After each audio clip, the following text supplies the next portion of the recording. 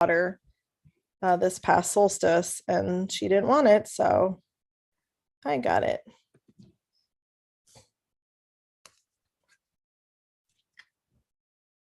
So it's number 17, and I'll read from the book. It's Labradorite. And let's just see what the quick meaning is here. Oh, cool. So I am open to great periods of transformation. Can you please shut the door? I'm on the computer. Okay, and I'm being interrupted. Let's see. Labradorite is a stone of awakening. It is a call to your higher purpose.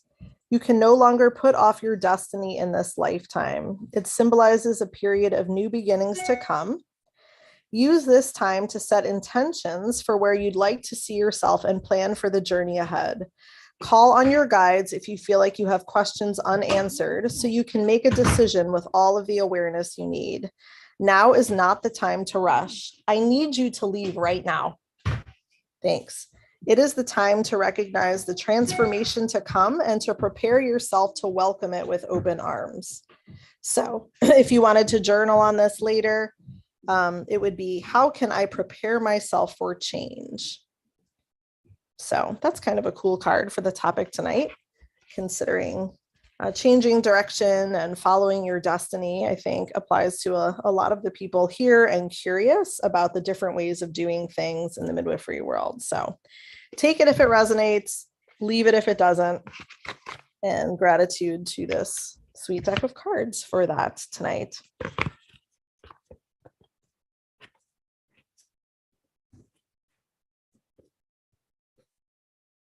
All right. That seems so perfect. It's always perfect. Anybody feeling the Labradorite and the destiny and changing direction? It's kind of perhaps the theme as well of this eclipse and new moon, right? Lots of uncertainty right now. I wonder if people are feeling that, just kind of like being in limbo, not quite feeling here nor there. And yeah, just kind of seeing what the universe has in store for you is what I'm feeling as well. So it is a great topic for where we're at. That's awesome.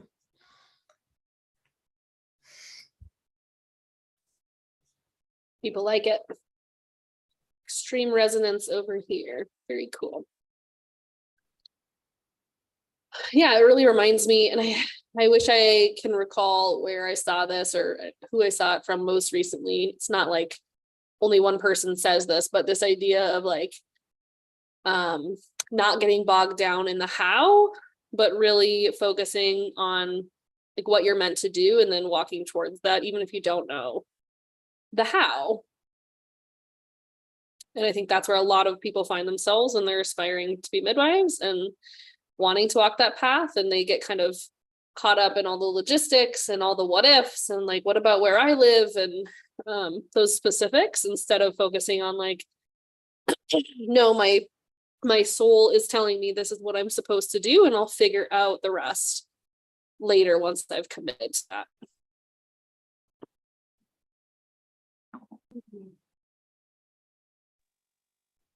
So where should we start? And this discussion that seems, sorry, we're overlapping.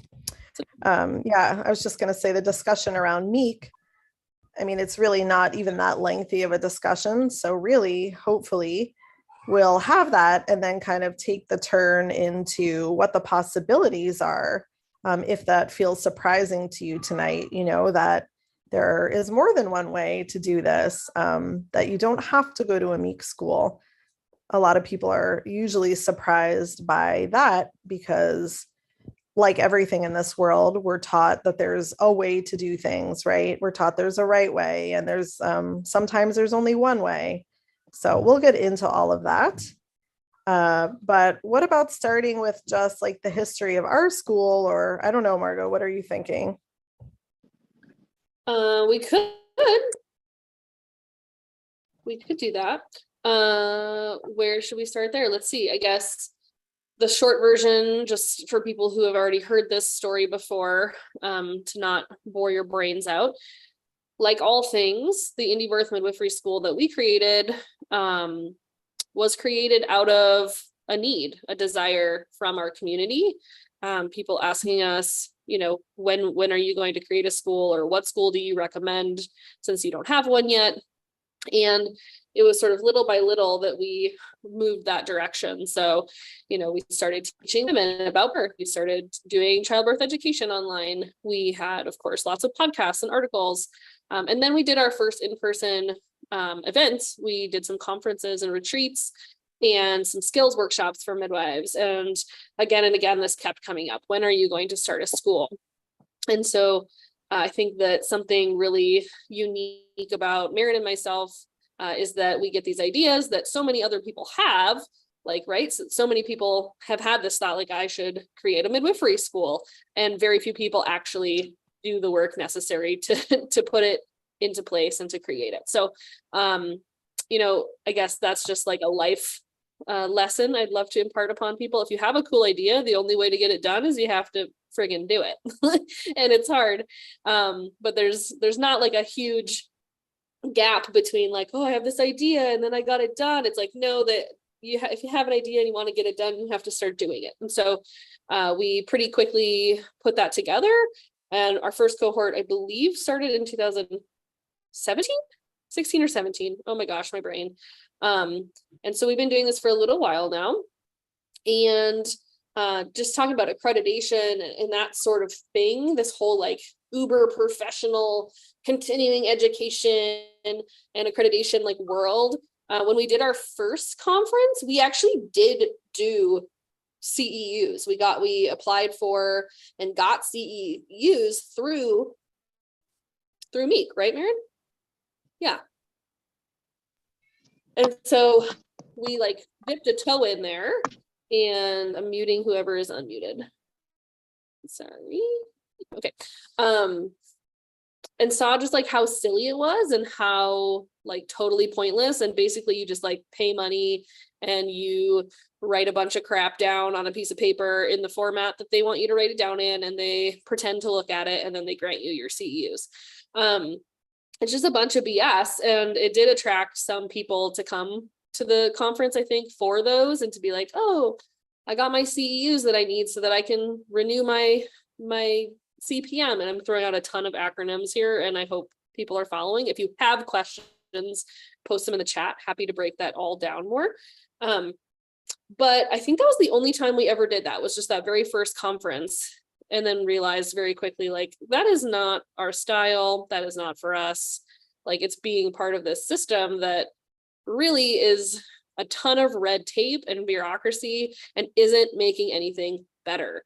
If anything, most midwives out there leave quite a lot to be desired, if I may be so bold. So regardless of however many CEUs they've done at the last minute before their NARM paperwork is due for renewal. So yeah, when we started this school, I don't think we had a discussion about it, but it wasn't a very long discussion because yeah, the accreditation thing just feels like another piece of like this pipeline where we are funneling all this money towards these organizations that don't actually do anything to support midwives or help make midwifery more accessible, to make it better, anything. And so it would have added a lot of unnecessary red tape on our end for creating the school. It would have added a lot of expense, and then that all would have been passed along to students and made it cost even more money to attend our program. So what am I missing in that little synopsis, Maren? I actually taught for a MEAC school before we developed our school, and I was so grateful for that because I got to see what it was really like. And I remember having to basically like dumb down a lot of the teaching that I wanted to do to fit into the box of the time that was allowed and, the predetermined objectives, let's say, for that subject matter. So, that's the way it works when you ask someone else what should I teach people? They're going to say, well, you should teach people just the basics because, then we know you did that and we don't have to give you more time or money to teach them anything outside of the basics. So that was really surprising to me that these students, and this school is no longer, so you wouldn't even know what school it was, but it was a MEAC accredited school and it had students all over the world and it was a very expensive school. And it felt really insulting in a way, how, the things I thought were really fascinating. Like I did teach a class, something about spirituality and birth, which, I look back and I'm like, wow, that was like, it had to be so basic to fit their objectives. But I was grateful to have that experience because then going into the development of our school, it was really fun and exciting to come up with course objectives, that were much deeper and really allow us to offer students not just the basics about a topic, even something like hemorrhage.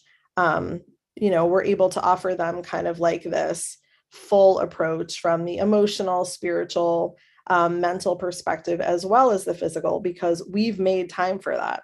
So it's actually an entirely different model. I think that has served the women in our school really well. And that's just one of the reasons.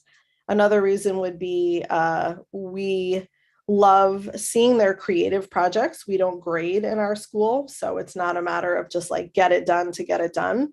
These are projects where women are really engaging, hopefully, and essentially building their midwifery practice. So again, those aren't objectives in a MEAC school. Nobody's asking you to think outside of the box. Nobody's asking you to consider, maybe the spiritual or emotional approach to a topic. There's just not time for that. And that was not going to be negotiable to me. It wasn't okay to leave those things out. So that would just be one really obvious reason why we didn't go that route. Yeah. I'd be curious if anybody here on the call today is in a MEAC program. If you want to pop it in the chat, you're welcome to. You don't have to say where or anything you don't want to say, but I'd be curious if anyone is. And I just wanted to kind of back up a little bit and just say a little about the acronym MEAC and a little bit about what MEAC is in case people aren't familiar. So basically, I'll just read this to you off their website, but so it's in their words, not mine, but the MEAC stands for the Midwifery Education Accreditation Council. And it was formed in 1991 by the National Coalition of Midwifery Educators as a which I don't know who that is. I don't know who the National Coalition of Midwifery Educators is, as a not-for-profit organization. And then in 2001, 10 years later, MEAC was recognized by the United States Department of Education. And I shared a little bit about this on Instagram last week, which I think is just like really interesting. So I kind of want to read it to you so that I don't get it wrong here. But basically, MEAC is an organization that is itself accredited by the United States Department of Education. Does that make sense? So it's an accreditation council for midwifery schools, and they're accredited to the United States Department of Education. So that means that they are beholden to the United States government, and that is like how they continue to exist, is by being part of that and doing what they are told by them. Yeah. So I think it's just important to understand like who these organizations are and what their purpose is and what kinds of players are involved and what, might be happening like behind the scenes, right? And so it's just really fascinating. The other thing I wanted to say was there, for people who don't know, well, actually, let me back up even a little bit more. This is also from their website. So the midwifery education programs that are accredited by MEAC, so schools that do choose to become accredited by MEAC, fulfill the requirements for national certification through NARM, which is the North American Registry of Midwives. And if you become certified through NARM, you are a CPM, which is a certified professional midwife. Yeah. Okay. So there's like all these little pieces to the puzzle. So the purpose of MEAC is to have a standardized way to get people to become a CPM. And so then there's this other piece to the whole conversation, which is, do we want more CPMs? Is the CPM the thing that we are wanting to create more of? I chose not to become a CPM personally. And maybe we could talk more about that, but I don't think certification of any kind has a role in at least the types that are available right now, that exist right now. Like the CPM is not a certification that I find to be like inspiring or like some amazing standard of midwifery. It's very, what's the word I'm looking for, Maren? Boring would be one that comes to mind. It's very ultra Like basic limited.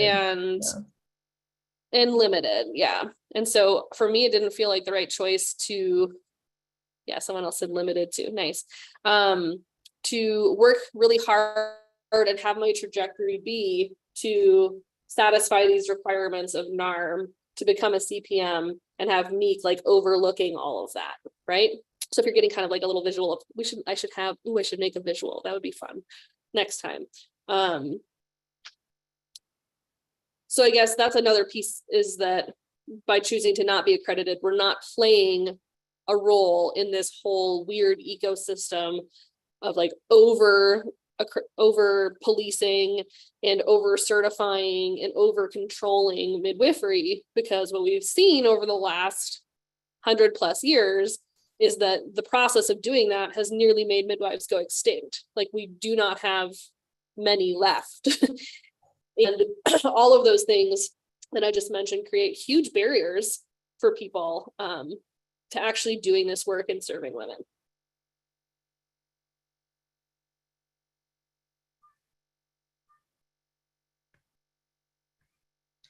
I actually did have the CPM credential for 13 years.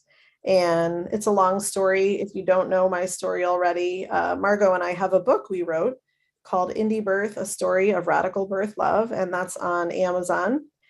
So the whole story is in there, but I did seek a license from the state of Arizona and also got the CPM credential many years ago.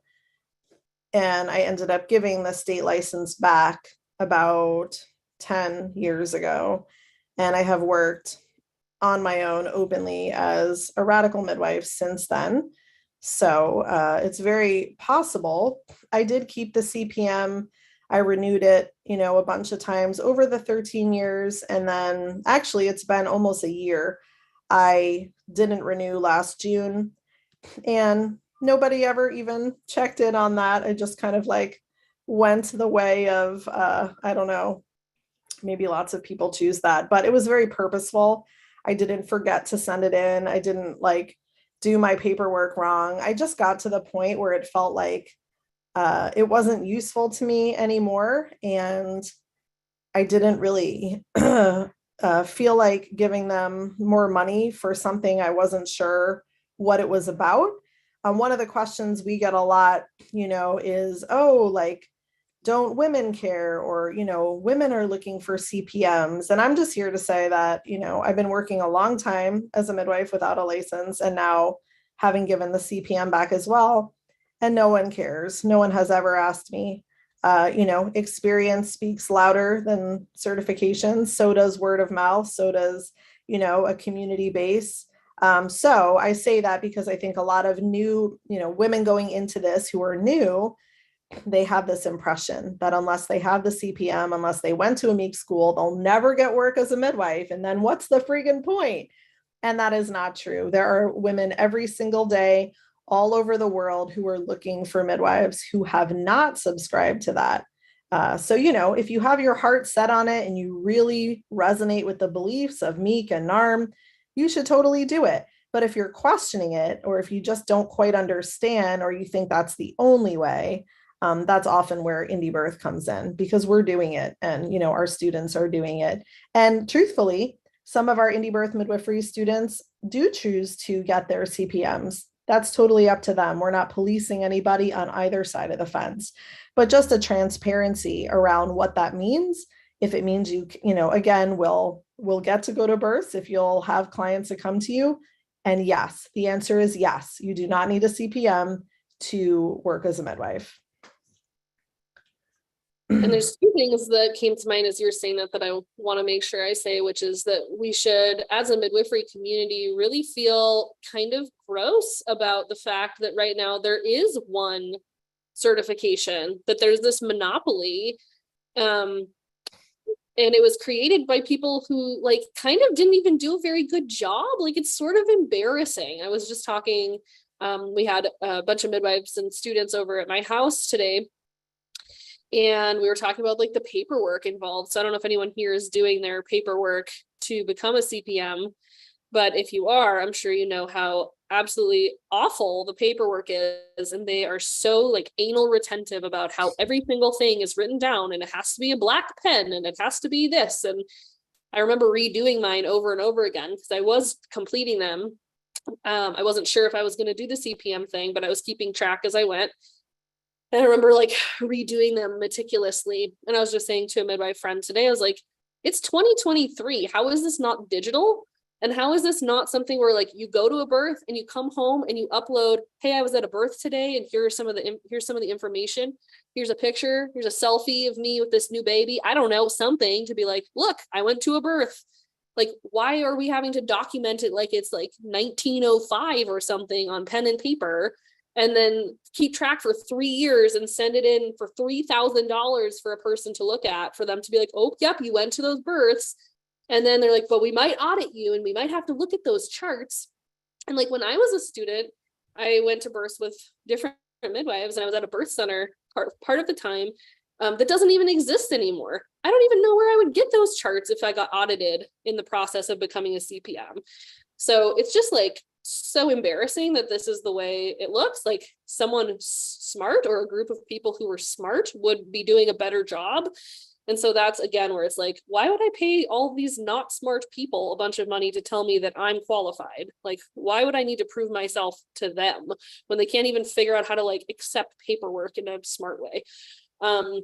So that was one piece, was just like the monopoly of it really is yucky. And then the other part was, for people that don't know, a lot of the states that are bringing like rules and regulations and licensure into effect in the last, I'd say 5 to 8 years, it feels like, a lot of them are putting this requirement into their licensing, which is that in order to become licensed, not only do you have to be a CPM, but you also have to have attended a MEAC program in the process of becoming a CPM. So now it's not just a CPM, it's, oh, you have to get a CPM and you have to do it in this one specific way. This one organization gets to say who's accredited and who isn't. And again, it adds a lot of expense. And so many of these schools are $40,000 plus for a 2 to 3 year program. And like, I get it. Like, they're having to pay administrators to do all of this stupid work that has nothing to do with midwifery, to be answering to MEAC, who answers the United States government, right? And so it's just really fascinating. And if you're not tuned into some of that like political stuff, I just talked to somebody this morning. We do interest calls for people who have questions about becoming midwives, and one of them was in Rhode Island, and I wasn't sure, I had to look it up, but I said, oh, I wonder, because they just put licensure into effect last year. I said, let's take a look and see if that's one of the requirements of licensure, is that you've attended a MEAC school. And sure enough, it was part of the requirements. And so I was giving her some counseling around how to approach midwives if she's not wanting to go that route, and just giving her the heads up that that might come up in her discussions with midwives around apprenticeship. They might say, oh, well, in Rhode Island, you have to go to a MEAC school. And it's just like so embarrassing as a profession that this is where we're at. So what can we do about it, Maren? What can we do differently? What is the positive part? Yeah, first, I think if you're on that path or that potential path, you just really have to sit with yourself and what you want, not what you think other people want, not what you think you're supposed to do. If we had $1 for every email we get that says, I'd love to do your program, but, we'd be millionaires. And they're actually not concrete reasons. I won't say they're not real, because I understand that they might feel real to people, especially without some experience and some perspective.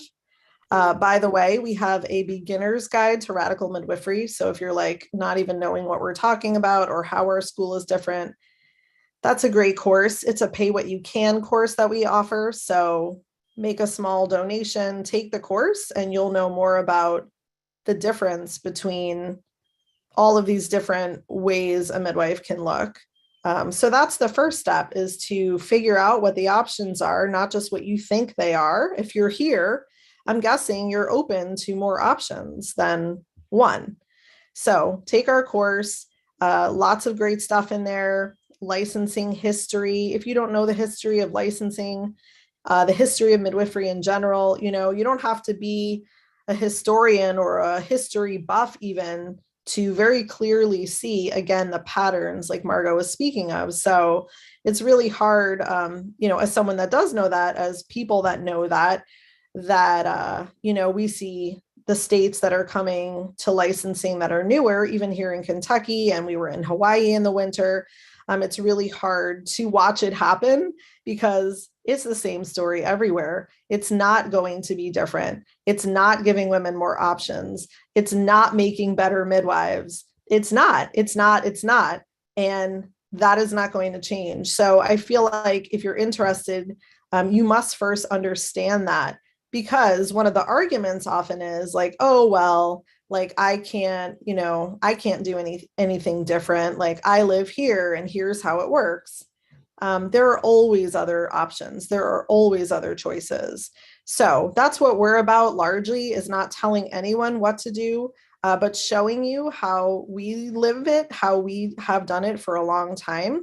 And if there's that part of you that says, and this was me many years ago too, I know there's got to be another way. It just didn't feel right. Like, how could being a midwife, which was one of the most ancient roles and archetypes on earth, now be about paperwork and lots of money to a government body? Like, no. Yes to education, yes to intuition, yes to skills, but no to answering to anyone else as to how we do it. So if you're one of those people, you just start to peel back the onion and you realize how deep this goes. And then you ask yourself if you really want to be like complicit in this, which will limit the options for your own daughters and your own granddaughters. It's so much bigger than us.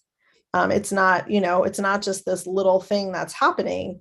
It's like a systemic problem of, abuse in a lot of cases, abuse of power, really, because we are all free to do what we want to do. And midwives have always existed. We've always been with women at birth. So it's a lot of remembering too, it's a lot of just remembering where you came from, remembering what you know, and deciding to walk that path.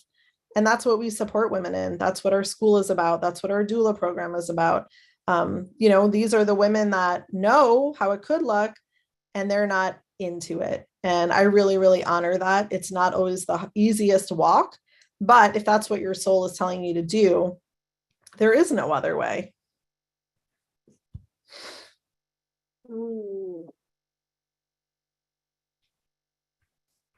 Heck yeah. And I think that's what a lot of people, like I was saying right at the beginning, it's like they get stuck in the how instead of being like, I'm gonna figure this out. Like, this is figure outable, and it might not look the way you think it's gonna look. There, Maren and I both practice very publicly, like not for the public, but meaning like we're not hiding.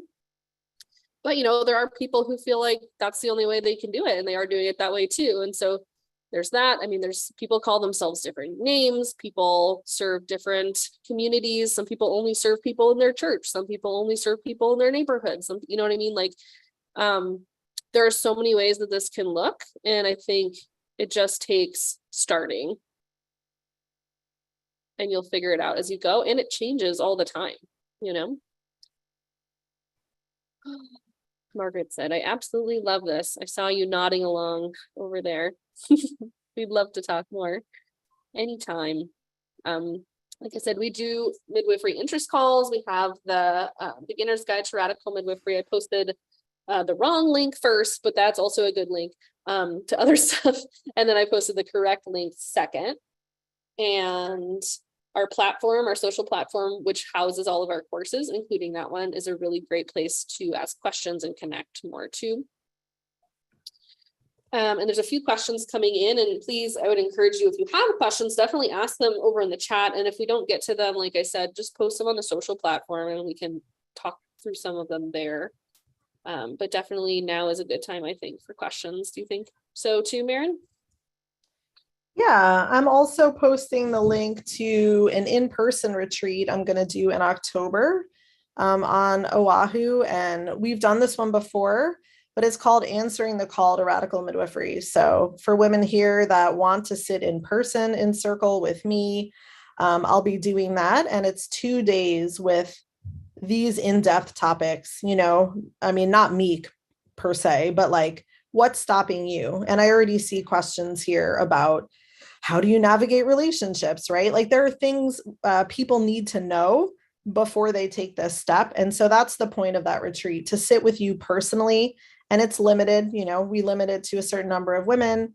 And that's the goal, really, is to soul search and support each other during that weekend and see where you come out. And, honestly, most women come out feeling like they made a lot of inner progress and, they're ready to do it. Or maybe they're not quite ready, either way.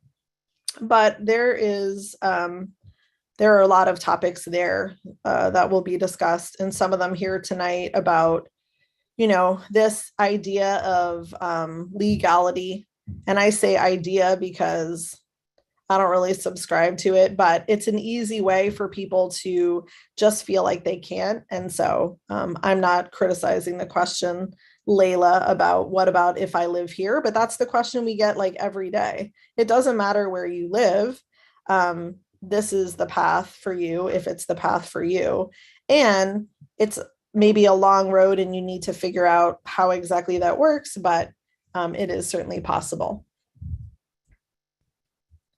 Yeah, I know at least 2 people that work as traditional midwives in New Jersey, for example. Not every state is like that, but I do know there are people doing it there. And again, it might look different depending on who's doing it and what their beliefs are, but almost every single state, there are people who are doing this. And what I think is really interesting is how it spreads. Like here where I live in northern Minnesota, when I came, I was the first unlicensed midwife here. Even though it's actually by the letter of the law legal, people were still scared to do it this way, which I think is just fascinating, the self-policing that happens too. And then now, since I've been here, there's a number of other people who are studying, who've been my students, who are on that path, and some who are actually doing it that way too. So sometimes it just takes one person saying like, no, thank you, I'm not going to do it this way. And that often emboldens other people around them to say, yeah, me, same here. I'm going to be part of this crew. And that's like my dream of dreams, is just that we have a network of midwives all over really the world who are just like, we're not part of this anymore. And we outnumber all of you. There's more of us than you. And so what are you going to do about it? Yeah. Maren, I'm going to fix your link because I don't think it's clickable. I think it needs the WWs at the beginning. Oh, okay. Thank you. Yes, that would be nice if it was clickable. Maybe that didn't work either. What the heck? I don't know. Okay, I'll try one more time. There you go. Nice. Thank you. Yeah, to kind of scroll back a minute, someone asking about, Amanda was asking about, basically like, what are our collaborations like? And I'm not going to go into detail now, but I think that is really important and a great question, Amanda, because it kind of speaks to like the myths of this other way of doing things. Like if you're not a CPM, how could you possibly function as a midwife? And I say that sarcastically, but that's a real question that people have. They feel like they just don't understand because they've been told, oh, well, no one will want to work with you. I had more problems and less collaborations as a midwife when I had a CPM and a license. So go figure that one. Go figure that one. And without those things, have had better relationships and better collaborations. So what does that mean? It means it has nothing to do with that.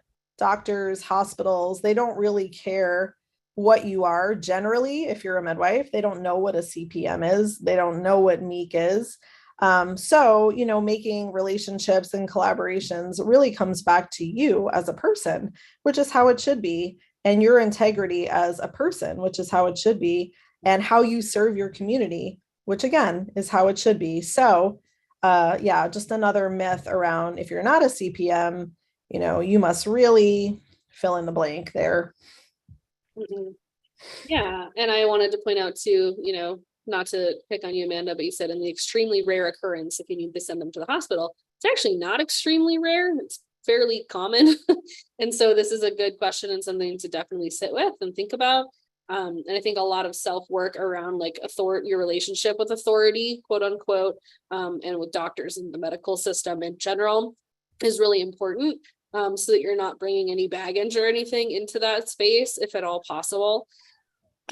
And yeah, I've had really great collaborations with the local hospitals here, one in particular, and I have an on-call number that I can call and chat with an on-call OB, whoever's on labor and delivery at the moment. And for just to paint a picture, because I feel like sometimes examples are really helpful to people. I had a client recently whose baby sounded kind of funny at a prenatal appointment, wasn't sounding how we'd want it to sound, their heartbeat. And after some conversation, they decided they did want to get a non-stress test. And so I just called the labor and delivery floor and I said, hey, I've got a client coming in. I gave them her name and her birth date. And they knew she was coming and got her right in and helped her get what she wanted and didn't do anything she didn't want, and did a pretty good job actually with like, there were some things that weren't ideal, but for the most part, it was a good exchange. She interfaced with 2 different OBs and her baby was fine. All was well. And so she went home. So anyways, that's one way that it looks here. I didn't feel worried about sending her in. She didn't have to lie. She didn't have to say she didn't have a midwife. Like, she was like, yeah, Margot's my midwife. And she heard something weird. And then they confirmed what I had heard. They were like, oh yeah, your baby is doing that. And then the baby looked fine a little while later. So anyways, just like really simple, straightforward collaboration has been my experience so far. Anytime that my clients have needed something from them that I can't give them. What other beliefs or myths have people heard or are questioning? That's definitely part of this conversation, right? Probably because most of you here, again, are open to another way. Like what would feel like it forced you onto the MEAC path, so to speak? What are the other things that you think are true? What a good question.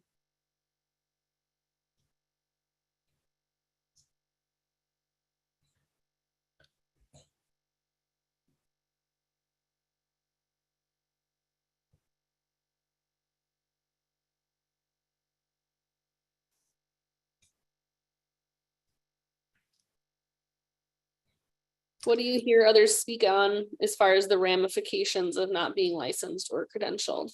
We'd be curious. And I just wanted to, maybe I'll put the link in here. I just did a podcast, one of my very rare episodes, with a midwife named Angie Hawk. And she actually did go through litigation and a trial, and she talks about her experience with that. And I think it's fascinating. And the reason I wanted to do it with her, other than to hear her story, was to hopefully inspire aspiring midwives and to debunk some of the myths and take away some of the stigma and the taboo around this conversation, and be like, let's actually hear from a person who this happened to, instead of letting it just sort of like with any kind of anxiety or fear, it just like turns into this thing that's bigger than it actually is. So I'll post the link for that in the chat. It's on my podcast, Midwifery for the People.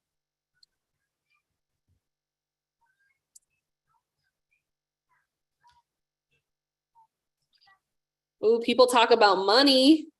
Don't get me talking about money. Don't get too excited.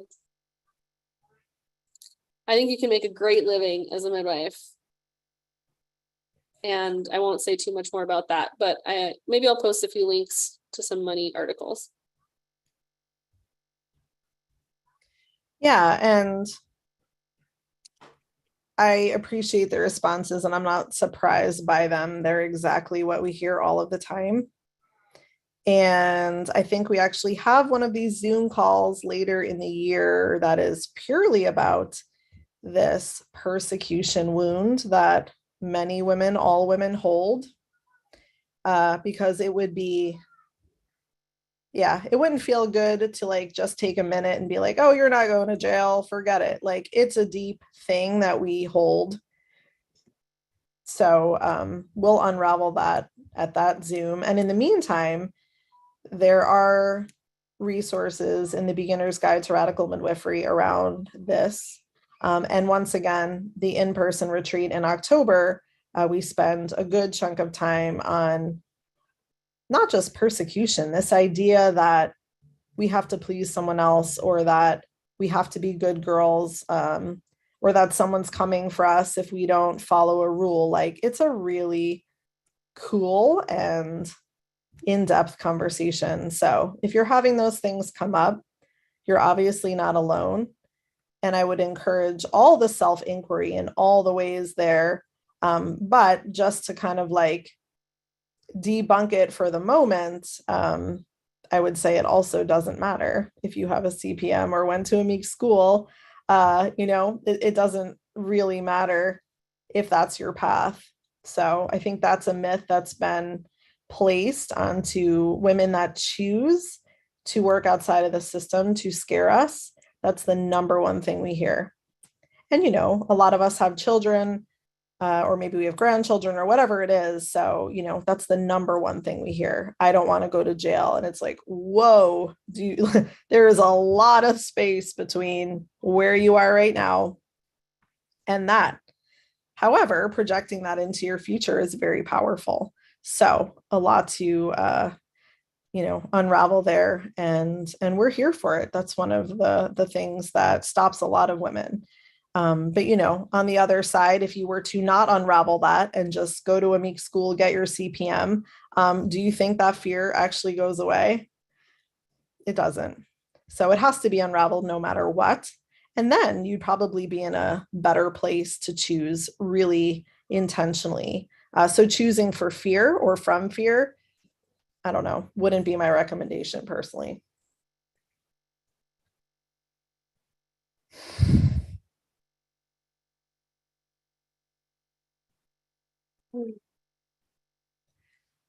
Yeah. Thanks for sharing that, Amanda. And I'm not going to read your whole comment, so everybody should read it. It's very thoughtful. But yeah, that whole idea of like maybe this finally being the lifetime too, where you just do what you're going to do, right? You've been through the worst of it. We all have. So are we going to do it again? And is jail the worst thing that could happen to somebody? Like, those are the things we got to sit with.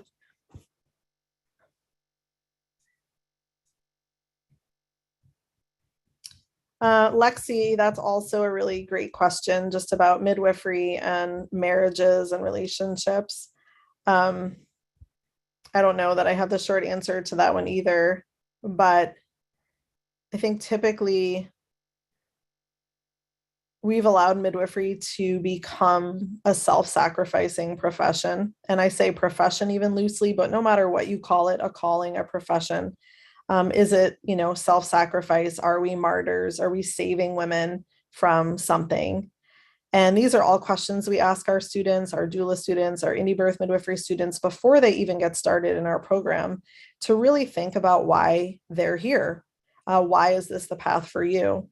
Because if you're getting involved from a trauma lens, for example, it's different and it'll unfold differently. So nobody's perfect. You know, we've all had interesting, complicated lives at times, but I would say before you get started, getting really clear on where you're at and why you're entering into this. And that would also help with the MEAC question as well.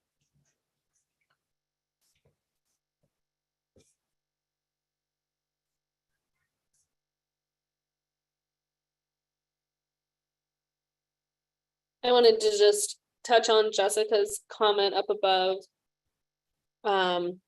Race and legality definitely comes into play for me. I do not live too far from Dallas, Texas, where the newborn was taken away from the family. If people haven't seen that information and that story, I would encourage you to definitely check it out. It's pretty intense. And Jessica also said, and people are definitely not open-minded here. And I think this, I mean, it's a huge topic. And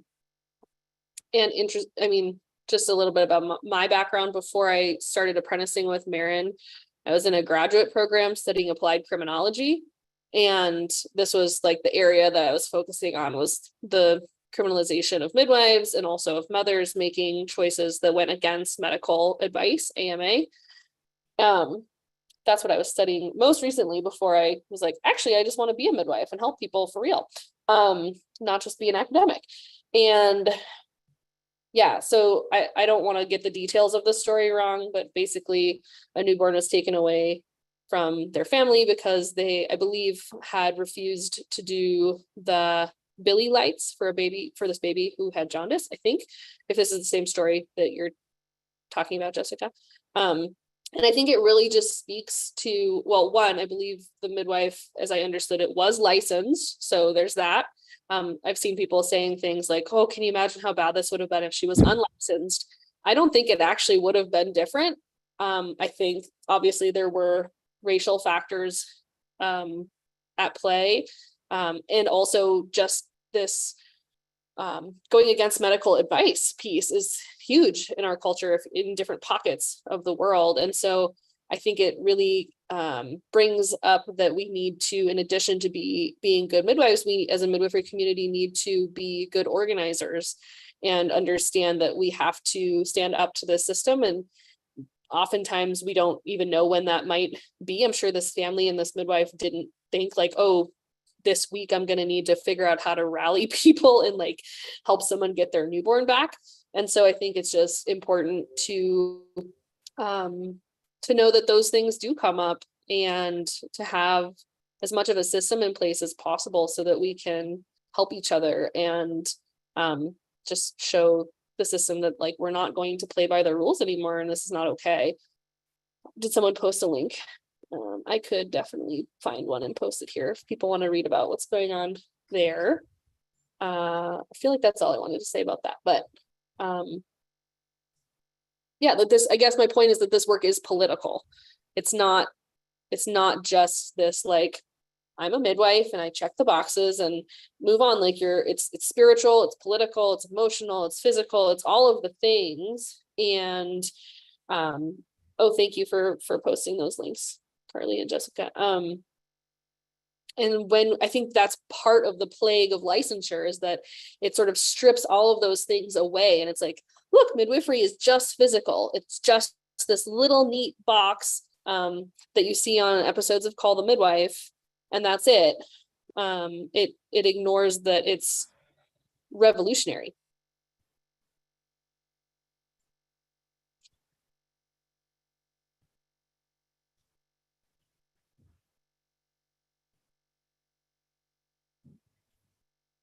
Clients don't ever ask me why I've chosen not to be licensed, Sarah, because they read all about it in like my materials before we ever sit down.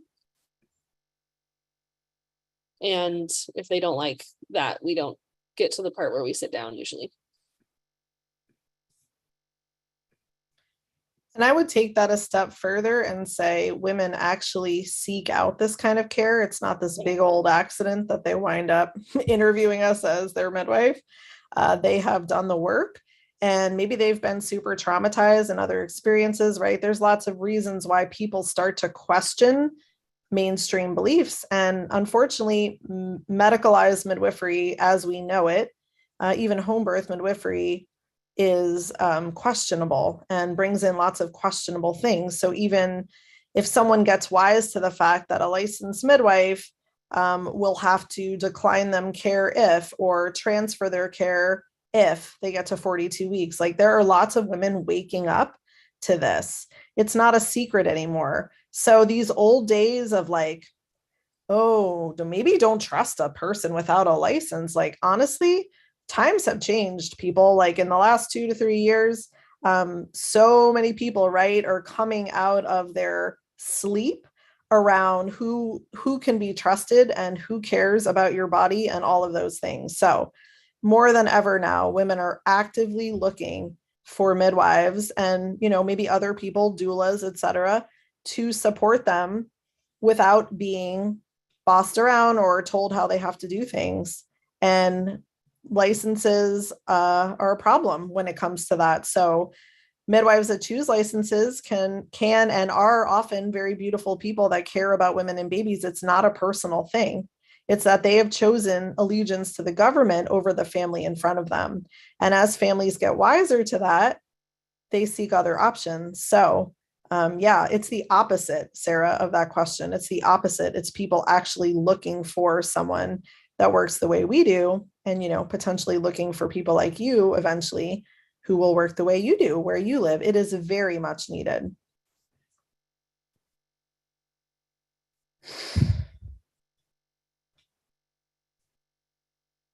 Lexi, I think I'm going to try to find a link for you.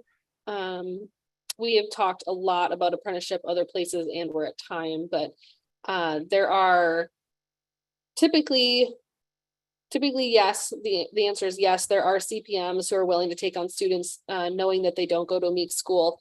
There's a lot of these like insiders, maybe is the word I would use, who they've done the CPM, they went the MEAC route, and they look back, and if they were going to do it again, they wouldn't do it that way. There's a ton of those people, and there's a lot of them who are cheering on the next generation of midwives who are not going that route. Even in states like California, where, and I'm sometimes continually surprised by this. There was someone that I talked to last year who was a CPM and was licensed in California. And I said, you know, said something about how she would be willing to take on our students sometime as a preceptor. And I said, oh, really? And she said, yeah, of course. Like, I think it's a bunch of bullshit. So I just happened to have walked this path and realized it later, or, you know, let fear kind of rule my choices. And here I am. But now, yeah, I wouldn't bat an eye about working with a student of yours, even though in California, you're supposed to be in a MEAC accredited school in order to even like be an apprentice. So there are people, there are allies everywhere. There are people who want to help you. There are people who believe in you, even if they don't, you know, maybe present that way.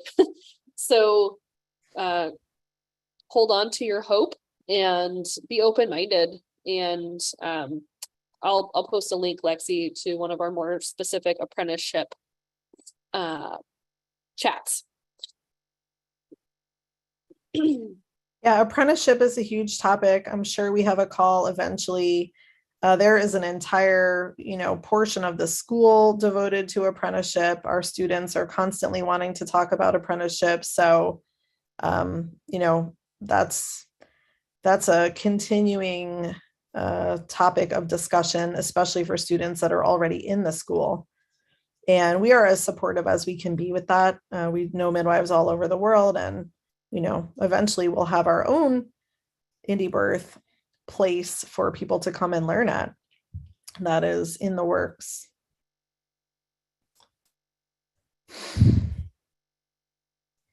All right. Did you post the social link? I will, and I just found this other link. Yeah, there's so many links. On Vimeo. I don't think it's even on YouTube. Is that weird? Should I post the Vimeo one? I don't know what it is. The live Zoom on midwifery apprenticeship. Yeah, I have no idea why it would be there. That's interesting. Oh, I guess it didn't get, yeah, that was before we did it to YouTube. If you could put that on YouTube, Angelia, that'd be really cool if you're still on. There's also the stories from our apprenticeships one. I'll put both the links here. These like secret Vimeo links that you all get. And then the social platform, I will also put. So come hang out with us on the social platform. Margot's going to post the link. That is free to join. You have to fill out a little application. We'll approve you. And there's thousands and thousands of women over there. So you can find like-minded people in your area. If you choose to do the doula program at some point or the Indie Birth Midwifery School, all of the courses are on that same thing. So you would be very used to it at that point. But that's a great place to just come and meet people and ask more questions. And any resources we can help you with, we will do that. Sweet. Thanks for being here, everybody. Yeah, thank you so much for coming and being curious.